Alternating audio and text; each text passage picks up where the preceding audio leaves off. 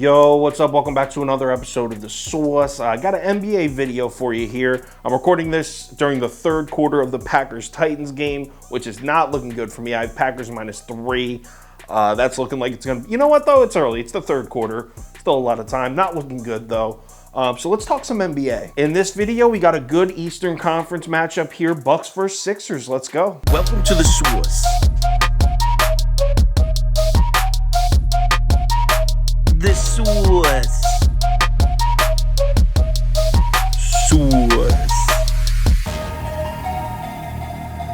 Hey, get the sauce. All right, we got Bucks on the road in Philly here. The line is Sixers -2. Early action slightly leaning Milwaukee. We got 57% of the tickets, 57% of the money on the Bucks. But like I said, I'm recording this on Thursday night around 10 p.m. So I'm going to post the rest of the line movement and the money movement tomorrow on Twitter. So let's cap this game, and we'll start with the two models. First one is saying Philly -0.20.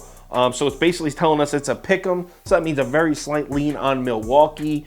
Second model saying there should be 211.8 points scored in this game. So that's a pretty solid lean on the under. I'll probably throw a half unit on the under. All right, let's break this matchup down, and we'll start with a brief history because Milwaukee has just owned Philly as of late. The Bucks are 8-1 in their last 9 against the Sixers. They've also covered 6 of their last 8.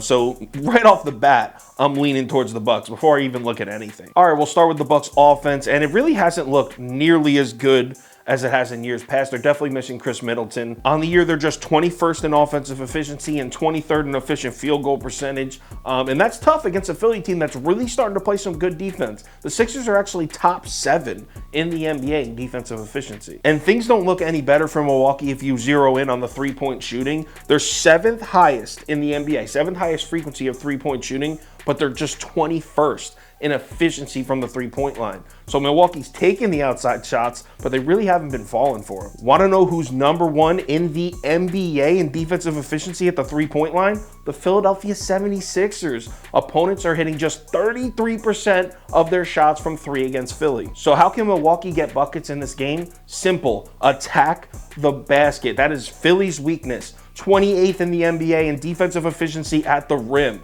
But that might be a little harder than you think, because Jrue Holiday's still questionable for the Bucks. We all know Giannis is going to be aggressive and attack the basket. That's going to happen regardless. But who else on the Bucks is going to do that without Jrue Holiday? Did you know Holiday is second on the team with just 0.1 less drives per game? He attacks the basket at an extremely high rate, and his replacement, Javon Carter, is in the 27th percentile in drives. Just 18% of Javon Carter's shots come at the rim. So if the Bucks are missing Holiday, there could be some offensive struggles here. Now, we flip it over and start looking at the Sixers offense. I mean, it really hasn't been anything special. They're pretty middle of the pack on most offensive categories, but there's a problem. The Milwaukee Bucks defense is playing on another planet right now. Not only are the Bucks first in the NBA in overall defensive efficiency, but this team is top 10 in defending all 3 zones. They're top 10 in defending the rim, the mid-range shot, and the three-point shot. There's just 0 weaknesses with this Bucks defense. They're also 4th in offensive rebounding rate allowed, 3rd in free throw rate allowed. And that last one,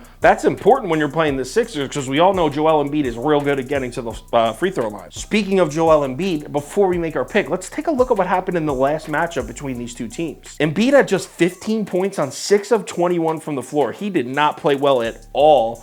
The only reason Philly was in that game is James Harden went absolutely nuts. Harden had a great game.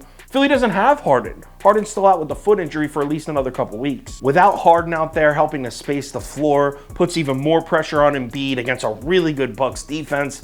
And especially with the history, the Bucks have just owned this team. I can't get there with Philly. I'm taking Milwaukee here. Give me the Bucks +2. Like I said, I will tweet out the line movement and the money movement on Twitter tomorrow, but I really doubt anything's going to change. I'm pretty heavy on the Bucks here. If you're looking for the final NBA tickets that I do, which is the bet of the day, top bets, parlays of the day, that kind of stuff, head over to KyleKirms.com or download the Sauce Network app. All right, NBA Friday. Let's have ourselves a good one heading into the weekend. I'm going to go watch the end of this Packers game. Hopefully there's some Aaron Rodgers magic left in the tank. We'll see.